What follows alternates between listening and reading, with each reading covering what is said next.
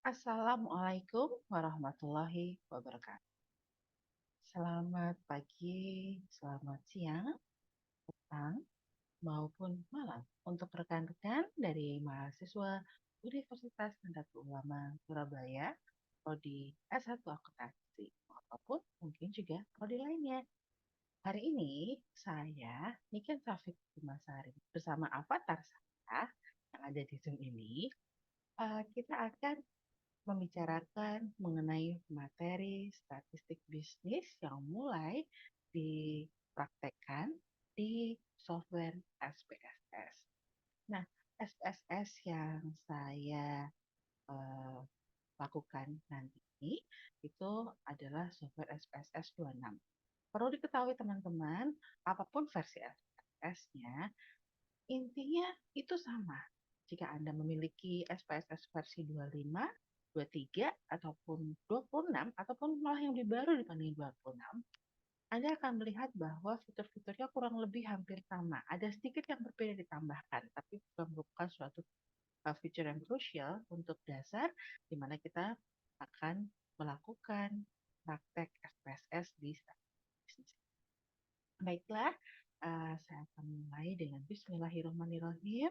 Semoga apa yang akan saya share ke teman-teman, rekan-rekan semua ini, itu dapat berguna tentunya untuk nanti ke depannya ketika teman-teman mulai melakukan penelitian atau skripsi. Nah, teman-teman, mohon jangan dihilangkan link YouTube ini ya. Tetap ikuti, like, comment, and share. Terima kasih.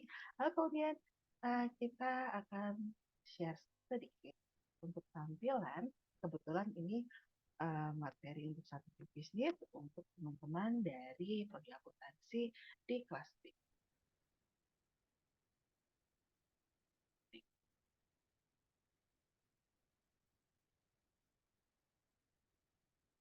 Kita mulai dari sekarang. Nah, teman-teman, ini adalah GCR yang teman-teman nih. Teman-teman bisa melihat di GCR ini ada beberapa penugasan-penugasan terkait praktek di SPSS. Nah, untuk masuk di pertama ya, untuk teman-teman dari prodi akuntansi di kelas B itu sudah saya share untuk e-book statistik bisnis dari materi pertemuan PPT pertama dan kedua. Untuk e-book statistik bisnis ini satu materi penuh. Lalu kemudian kita mulai dengan SPSS di kasus pertemuan kedua yaitu analisis deskriptif. Nah, akan saya masuk di tugas kelas untuk di pertemuan kedua di analisis deskriptif. Oh maaf, validitas dan reliabilitas dulu teman-teman. Kita mulai di validitas dan reliabilitas. Baik. Nah, teman-teman ini diminta untuk melakukan praktik di SPSS, intinya melihat dari kuesioner yang mungkin dilakukan, ada 5 item pertanyaan tentang kepuasan konsumen terhadap satu produk. Lalu kemudian sampelnya ada 10 orang. Jadi yang ditanyai 10 orang. Lalu kemudian Anda diminta untuk melakukan uji validitas dan reliabilitas. Oke, kita buka dulu untuk spreadsheet-nya.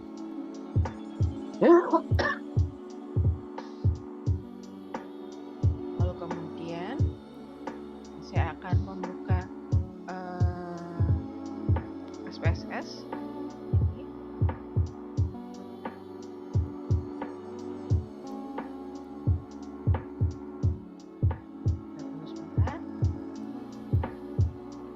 Untuk masuk ke dalam SPSS memang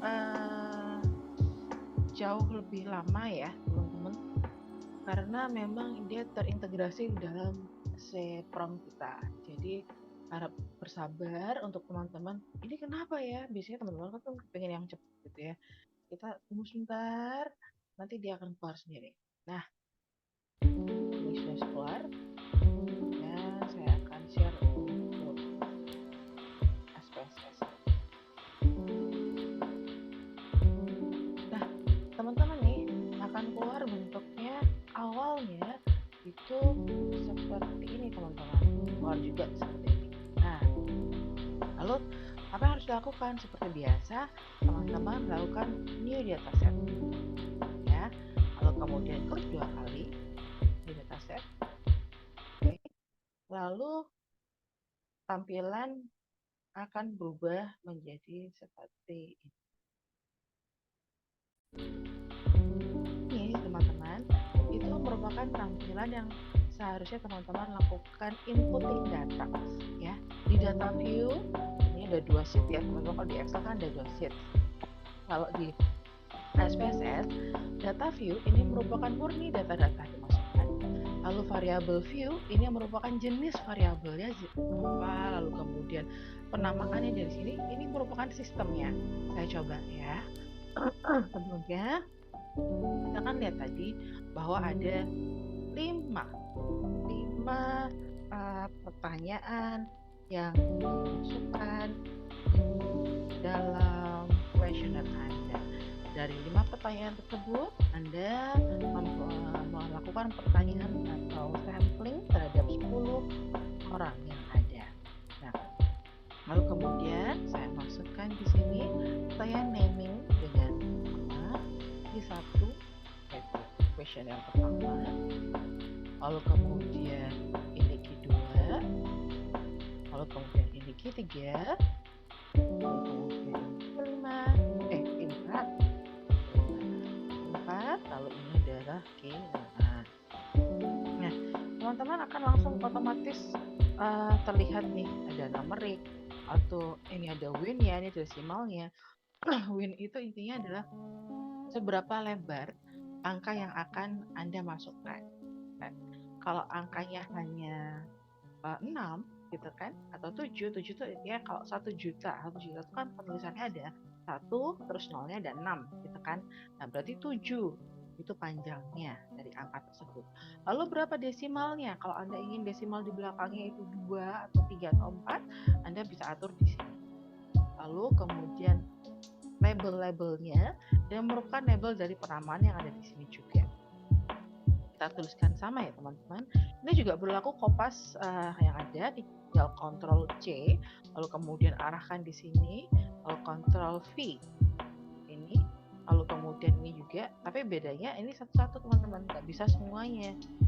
Nah, gitu ya, seperti itu ya kalau di SPSS. Kalau di Excel kita bisa tinggal array semuanya di blok, lalu kemudian Ctrl C, lalu semua akan terarray.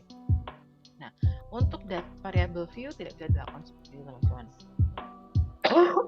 Oke. Lalu kemudian ini dalam bentuk apa? Skala, nominal, ataukah ordinal?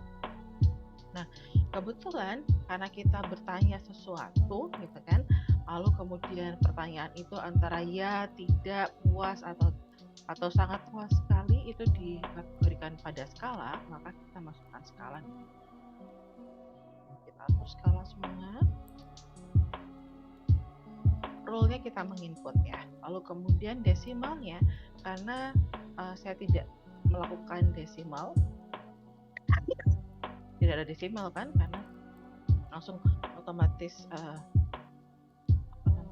langsung saya tulis nol aja, pencet tadi saya tulis nol juga, karena nilainya adalah puas, sangat puas, tidak puas, itu langsung baku antara 1, 2, 3 hingga 4 gitu ya. Nah, kita lakukan hal ini, di sini kita nolkan. Lalu data view. Nah, teman-teman lihat kan, fungsi dari kita menuliskan Q1 hingga Q5 di variable view ini, klik variable view ini, itu adalah untuk melakukan pendataan di sini teman-teman. Oke. Lalu kemudian, nah sekarang data view itu berbeda dengan variable view.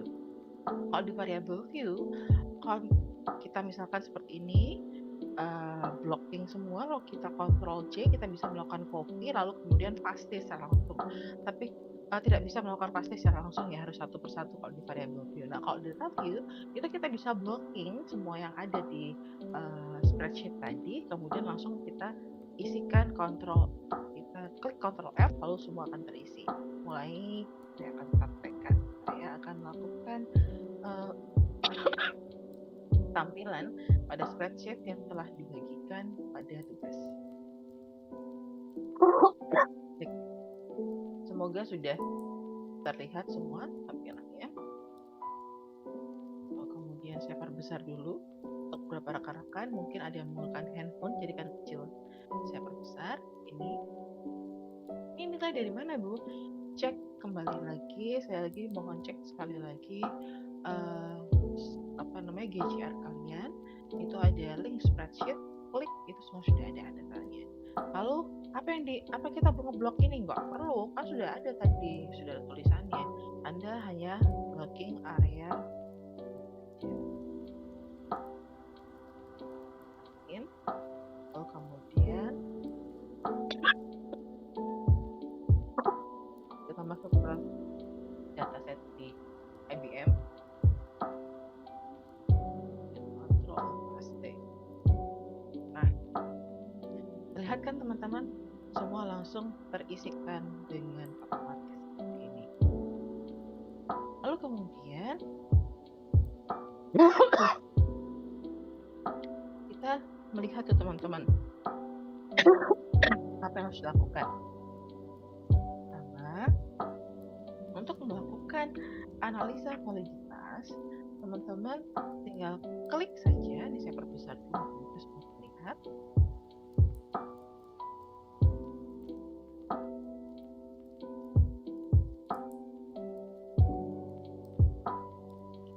Nah, lalu kemudian ada yang kurang di sini adalah skor total.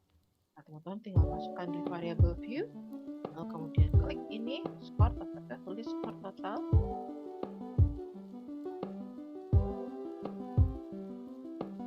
Oke, dia nggak mau. Kenapa? Karena itu berupa pertanyaan, berupa kata, kalimat. Untuk naming di sini sengaja saya lakukan seperti ini.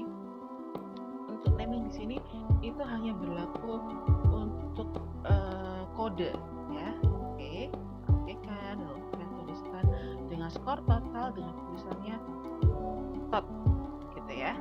Nah, baru bisa seperti itu. Lalu ini udah cukup total, tidak ada desimal yang diberlakukan. Baru kemudian di sini kita tulis skor total. Nah, baru bisa kan teman-teman di label, terlihat kan? Lalu kemudian dalam bentuknya juga skala. Oke, lalu kemudian kita masuk di sini.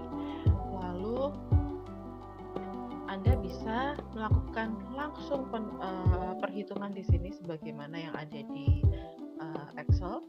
Daripada ribet ya ngapain gitu, tapi nggak apa, saya coba di sini untuk kalian. Ini kita tinggal tulis.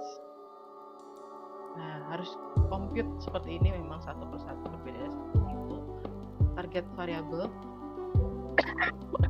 adalah skor total.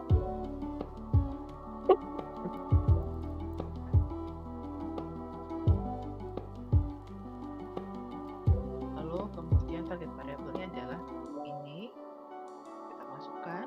Lalu kemudian kita tulis tambah ini, kita masukkan, kita tambah, kemudian tanda tanya.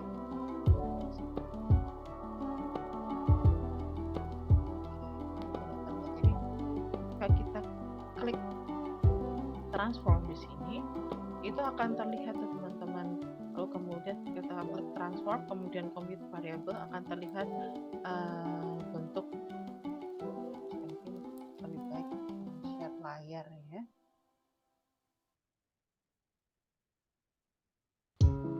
Share layar saya.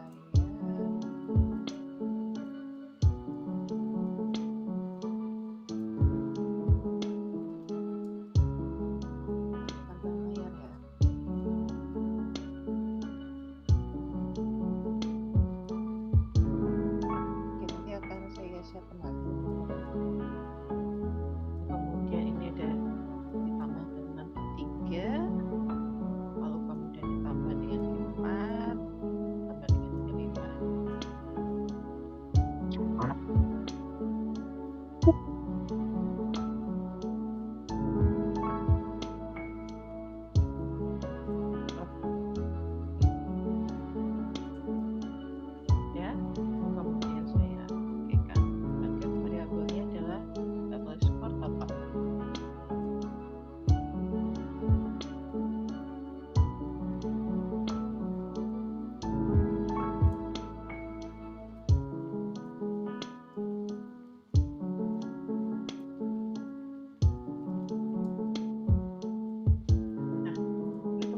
skor total adalah ini, ya. Kemudian kalau kita S-nya adalah kita dapatkan dengan memasukkan formulasi di statistik dari SPSS. Kalau kita mau ambil langsung saja tanpa repot-repot, kita bisa langsung dari spreadsheet.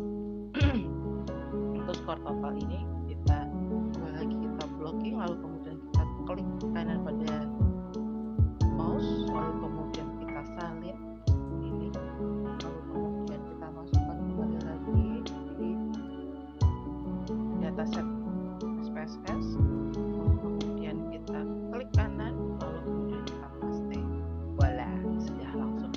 Nah, itu perbedaannya ya. Lalu kemudian yang S ini karena sudah ada di sini langsung akan saya hilangkan. Cara menghilangkan juga sama, klik ini seperti di Excel hingga terblok berwarna kuning seperti ini, lalu klik kanan, lalu kita cut. Nah, okay. Selanjutnya nih teman-teman, kita mulai masuk nih, mulai ke analisa. Nah, controlling suatu analisa di SPSS itu ada di opsi yang di atas ini teman-teman. Sebelumnya saya save dulu nih input ini, saya save. Saya beri nama.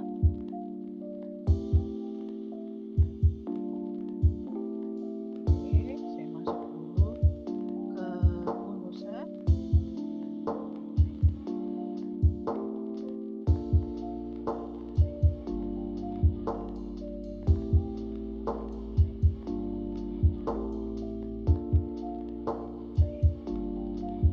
Pelajaran baru 23.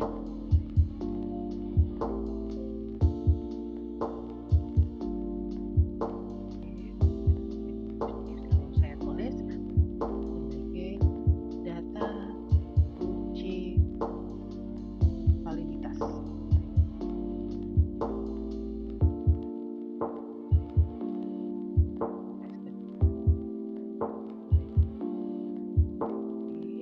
Lalu kemudian akan keluar seperti tampilan ini ketika sudah di save.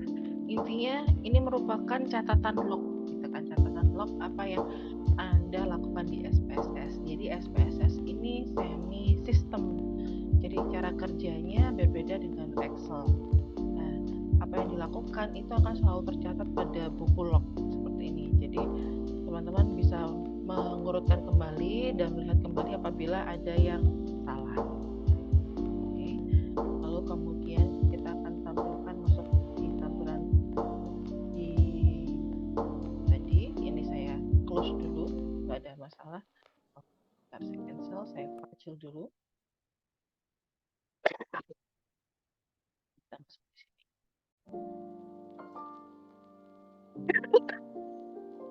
Lalu kemudian kita masuk teman-teman.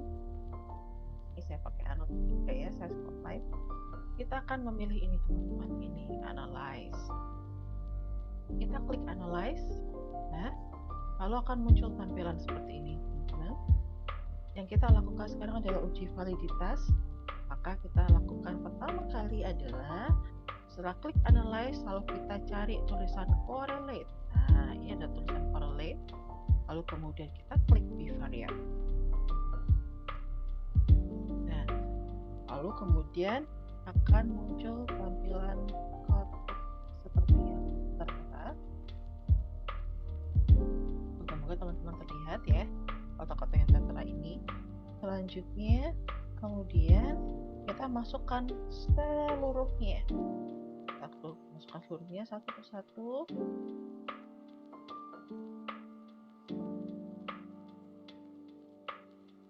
Ini. Lalu kemudian semua ini sudah terset dengan baik. Lalu tinggal kita klik OK. Lalu hasilnya akan terlihat di log tadi. Nah, ini adalah hasil logbook dari yang Anda lakukan tadi ya. Output ini tuh menjelaskan tentang hasil uji validitas item. Dalam hal ini, itu itu yang dibaca cukup korelasi antar skor tiap item dengan skor total.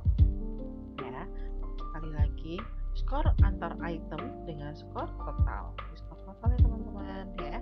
Lalu kemudian misal korelasi untuk item pertama yaitu Q1 dengan item total sebesar, ini adalah 0, ya teman-teman. Jika tulisannya cuma 708. Nah, kejelekan atau kekurangan dari SPSS itu tidak melakukan penulisan 0 di depannya, langsung koma gitu kan, langsung otomatis adalah 0. Di sini di korelasi item di Q1 dengan item total yang didapat sebesar 0,708 dengan signifikasinya sebesar, cara nulisnya membaca ini signifikasinya, lalu kemudian dengan signifikan sebesar 0,022. Untuk mudahnya dalam menentukan apakah item valid atau tidak, Anda harus ingat bahwa dikatakan valid jika nilai signifikasinya paling tidak harus ada di bawah 0,05. Sehingga ketika kita melihat ini nilai signifikasi untuk Q1 adalah 0,022 yang berarti lebih rendah dibandingkan 0,05, maka dapat dikatakan bahwa kuesioner pertama atau pertanyaan pertama yang Anda berikan ke para sampel Anda atau orang-orang yang menjadi kuesioner Anda itu dikatakan valid ya. Lalu namun apabila nilai signifikasinya ini itu lebih besar dibandingkan 0,05, misalkan Anda menemukan signifikasi lebih besar pada 0,05, maka dikatakan tidak valid. Mari kita akan melihat untuk Q berikutnya bagaimana validitasnya. Untuk Q2 valid karena lebih rendah dibandingkan 0,05. Untuk Q3 juga valid karena lebih rendah dibandingkan 0,05. Lalu Q4-nya, nah ini adalah contoh nih teman-teman. Ini adalah contoh ketika kita melihat pertanyaan keempat itu dikatakan tidak valid karena nilai signifikasinya itu jauh lebih besar dibandingkan 0,05. Setelah di sini signifikasinya adalah sebesar 0,113 atau sebesar 11,3%. Sedangkan tingkat kesalahan itu hanya bisa ditoleransi apabila di bawah angka 5%. Nah, ini kan berarti kan kesalahannya 11%. Berarti kan tinggi banget. Sehingga item ini tidak valid. Nah, item yang Q4 ini tidak valid dan harus dihapus. Dan kebetulan di antara pertanyaan pertama hingga pertanyaan kelima, itu yang tidak valid hanya satu, yaitu Q4. Nah, lalu kemudian setelah itu kita bisa menuliskan tuh. Kita harus hilangkan Q4-nya dalam pertanyaan Anda. Oh ya, kalau kita bicara mengenai data kuesioner, maka ini masuk ke dalam metode penelitian kualitatif. Sekali lagi, kalau kuesioner itu kualitatif. Nah, ini harus dilakukan ya. Berarti yang valid itu cuma ada Q1, Q2, Q3, dan Q5 yang akan kemudian membuat Anda fokus pada pertanyaan-pertanyaan dari Q1, Q2, Q3, lalu Q5 saja. Q4 kita hilangkan. Lalu kemudian masuk ke uji reliabilitas. Nah, uji reliabilitas ini akan saya tampilkan di data uji validitas dataset yang awal. Uji reliabilitas ini digunakan untuk mengetahui bagaimana sih konsistensi alat ukur yang biasanya menggunakan kuesioner. Maksudnya, apakah alat ukur tersebut akan mendapatkan pengukuran yang tetap konsisten jika pengukurnya dilakukan atau dilakukan pengulangan, gitu kan. Nah, biasanya metode yang sering dilakukan dalam penelitian itu melakukan uji skala Likert.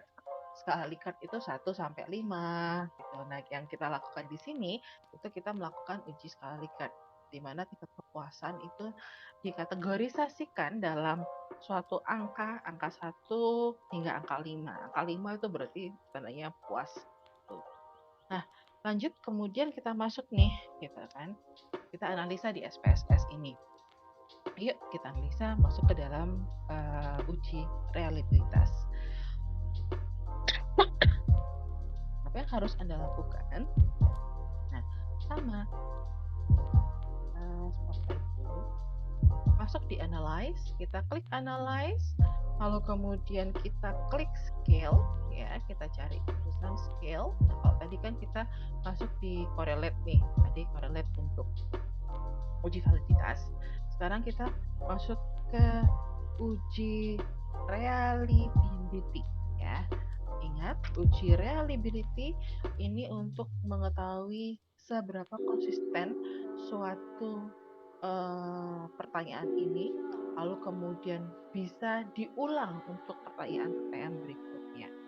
Ini kemudian saya klik scale, untuk reliabilitas kita klik scale, lalu kemudian kita langsung kelihatan di sini ada reliability analysis. Kita klik reliability analysis, lalu seluruhnya kecuali skor total itu dimasukkan ke dalam item. Kita masukkan satu persatu.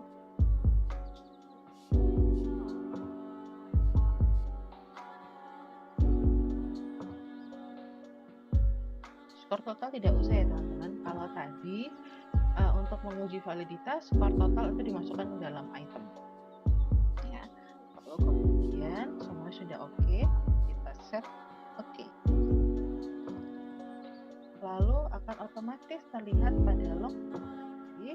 Nah, ini teman-teman ya. Yang update-nya dengan spotlight dulu, sudah tidak tercoret. Ini adalah uji tadi yang kita lakukan pertama. Kita melakukan uji validitas, lalu kemudian kita scroll ke bawah. Ini kita melakukan uji reliability. Sudah ada tulisannya di sini adalah reliabilitas. Kita melakukan uji Cronbach ya teman-teman. Nah, lalu kemudian kita akan bisa melihat di sini bahwa output ini yang di sini di atas case processing summary ini menjelaskan tentang jumlah data yang valid untuk diproses. Nah, dan data yang dikeluarkan serta persentasenya. Dapat diketahui bahwa data atau case yang valid itu berjumlah 10. Ya, dan tidak ada yang dikeluarkan datanya, semua include, tidak ada yang di-exclude. Lalu kemudian reliability statistiknya sebagai hasilnya itu ada di sini. Ini output ini sebagai hasil dari analisis reliabilitas dengan teknik Cronbach alpha. Dapat diketahui bahwa nilai Cronbach alpha-nya adalah sebesar 0,752 ya, 0,572. Reliabilitas ini apabila kita melihatnya dari buku Sekaran di tahun 92 itu kita bisa lihat bahwa nilai reliabilitas itu dari Cronbach apabila kurang dari 0,6 dikatakan kurang baik, sedangkan apabila nilai reliabilitasnya itu lebih dari 0,6 ya, dalam range lebih dari 0,6 berarti 0,7 ya, 0,7 itu dapat diterima. Lalu 0,8 hingga ke atas itu reliabilitasnya sangat baik sekali. Nah, jadi tadi kan kita lihat bahwa ada semua key itu dimasukkan, tidak ada yang di-exclude. Nah, tadi kan pada uji validitas ternyata ada key 4 yang harusnya dihilangkan gitu kan. Lalu kemudian kita masukkan semua dalam uji reliability. Lalu terlihat bahwa nilainya itu menjadi 0,752. Hal ini disebabkan kok dapat diterima tapi bukan merupakan hal yang baik, bukan sesuatu yang baik banget gitu ya. Itu kenapa? Karena masih tadi kita masukkan 4. Beda halnya ketika kita sudah mengekskludkan key 4. Nah, untuk kesempatan berikutnya, penugasan pribadi untuk diri Anda sebagai apa benar sih seperti itu, maka di penugasan pertemuan uji validitas dan reliability ini itu teman-teman boleh kok coba gitu kan melakukan exclude Q4-nya, apa yang terjadi, apakah reliability yang jadi bagus atau mau dibuktikan dengan sekarang. Oke, kita buktikan kembali di sini, tapi sebelumnya saya harus save nih hasil outputnya. Saya save, kemudian saya masukkan di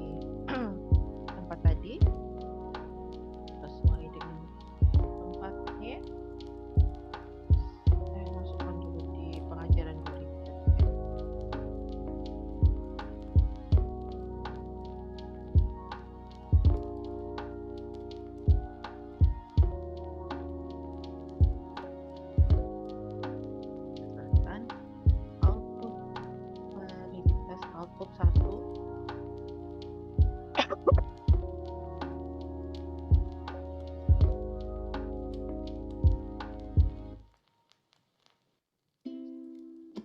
Oke. Lalu langkah berikutnya kita akan melakukan pengujian nih. Gimana ya kalau kita melakukan exclude atau mengeluarkan dari Q4 tadi. Langsung aja. Saya akan ganti ke spotlight. Q4 ini saya hilangkan dengan cara seperti ini. Langsung aja kita cut. Lalu kemudian otomatis di sini juga totalnya juga akan berubah. Ini saya cut aja. Cut, kemudian saya ganti dengan transform langsung dari complete variable di sini. Saya tidak mau, saya hilangkan dulu ini semua. Lalu target variable ini saya tulis for total, lalu kemudian Q1 saya masukkan, Q2 saya masukkan, tambah dulu, tambah, lalu kemudian Q2 saya masukkan, lalu klik tambah, lalu ketiga masukkan, klik tambah, masukkan, lalu kemudian kita oke. Nah, otomatis akan terlihat di sini, teman-teman. Semoga terlihat. Nah, ya. Lalu kemudian kita melakukan pengujian berikutnya, pengujian kedua untuk melakukan apa benar gitu kan dengan meng-exclude Q4 yang katanya tadi tidak valid gitu kan, akan mendapatkan hasil yang bagus di reliability. Kita klik analyze. Lalu selanjutnya kita klik correlate, masih ingat tadi, lalu klik bivariate. Lalu kemudian kita masukkan semuanya termasuk juga skor total. Semua ini tidak perlu diganti, sudah di-set dengan baik oleh SPSS, lalu kita oke sesuai dengan standar. Oke, yang kedua kita akan bisa melihat ketika kita menghilangkan Q4. Yang terjadi nilai signifikasinya masih sama bagusnya. Q1 yang semula kita lihat di log itu adalah 0,22. Ketika kita menghilangkan Q4 itu signifikasinya jauh lebih bagus lagi, malah tingkat kesalahannya itu lebih kecil lagi, sekitar 0,018 atau sekitar kalau kita bisa bilang 1,8%. Lalu kemudian untuk Q4 itu malah jauh lebih kecil lagi, tingkat kesalahannya sekitar 0,5%, lebih kecil dibandingkan 0,05. Lalu kemudian Q3 tingkat kesalahan juga jauh lebih kecil lagi dibandingkan sebelumnya ketika ada Q4, yaitu 0,004 atau sekitar 0,4%.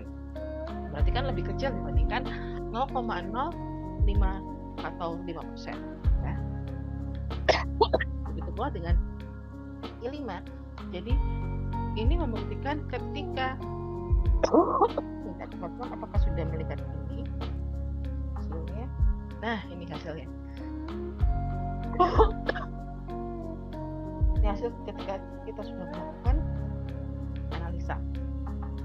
Nah, ini adalah hasil untuk uji validitasnya. Ternyata jauh lebih bagus hasilnya ketika kita sudah menghilangkan Q4 tadi.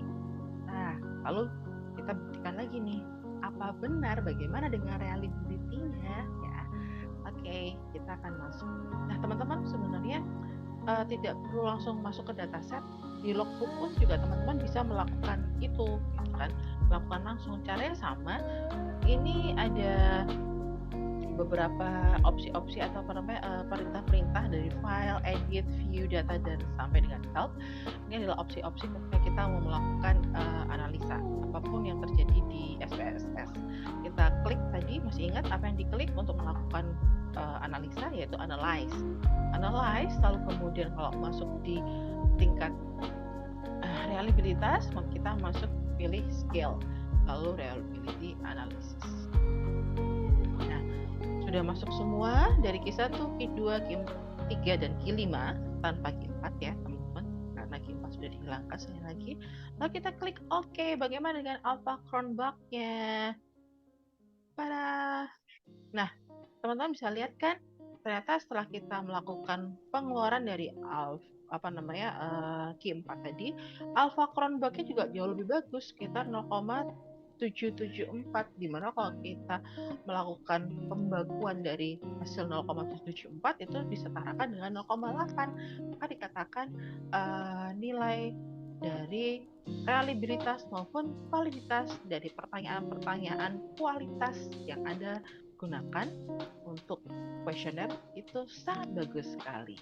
Nah, ini yang harus dibuktikan ketika Anda melakukan penelitian berupa penelitian kualitatif dengan pertanyaan-pertanyaan kepada para kuesioner Anda atau kepada para sampel Anda. Baik, ini adalah akhir dari pertemuan kita mengenai uji validitas dan realitas. Semoga bisa menginspirasi teman-teman dan mulai melakukan praktek sesuai dengan apa yang diutarakan di KJR masing-masing. Lalu kemudian Ibu ada pertanyaan berikutnya sebelum ditutup. Ketika Ibu mengatakan kita harus mensubmit bukti sudah melakukan ini semua, apa yang harus dilakukan? Ini adalah buktinya. Dari logbook ini yang harus Anda buktikan. Jadi apa yang harus dilakukan oleh Anda? Nah, Anda bisa melakukan Ctrl Alt. Nah, Ctrl Alt seperti ini, lalu klik copy. Ini yang benar-benar murni biasa banget ya. Itu lalu kemudian Anda buka Word, taruhlah demikian. Kita buka Word sebentar. Lalu kemudian karena datanya itu panjang-panjang gitu kan, kita tidak bisa membuatnya dalam bentuk yang berdiri, kita lakukan bentuk yang mendatar, maka kita langsung layout. Kita langsung layout, lalu orientasinya kita klik orientasinya, lalu kita landscape-kan, kemudian kita Ctrl V. Voila, selesai sudah. Nah, ini adalah bukti ketika Anda sudah melakukan hasil analisa, melakukan SPS. Ini sudah tertera semua teman-teman. Nah, silakan teman-teman tinggal setting ulang karena ini kan terlalu besar-besar sekali nih jarak-jaraknya, ini disetting ulang supaya jauh lebih nyaman ketika melakukan pelaporan. Nah, itu ya. Lalu kemudian ini benar-benar sudah akhir dari hasil kita. Jangan lupa juga yang sudah Anda buktikan, gitu kan, Anda kopas di Word ini, Anda save ya file, lalu save as, boleh dalam bentuk PDF juga boleh, lalu tuliskan sebagai tugas uji validitas dan reliabilitas. Oke, dan submit di KJR Anda. Baik, ini adalah akhir dari semuanya. Terima kasih. Saya akhiri. Wassalamualaikum warahmatullahi wabarakatuh. Semoga menginspirasi kalian semua. Oh iya, kata akhir dari kesimpulannya adalah, untuk apa sih uji validitas dan reliabilitas? Maaf, saya tambahkan. Sekali lagi, uji reliabilitas dan uji validitas itu dilakukan untuk mengetahui seberapa kualitaskah pertanyaan yang Anda ajukan dalam penelitian Anda. Oke, terima kasih. Saya akhiri benar-benar nih. Ingat-ingat itu ketika teman-teman ingin menguji pertanyaan-pertanyaan Anda, lakukan pengujian validitas dan reliabilitas. Baik, sampai bertemu di minggu berikutnya dengan materi apa ya? Oh, analisis deskriptif. Ada analisis frekuensi, deskriptif, dan eksplorasi. Untuk apa itu semua? Kita akan lakukan pada YouTube berikutnya. Ikuti YouTube saya terus. Oke, terima kasih. Bye. Assalamualaikum.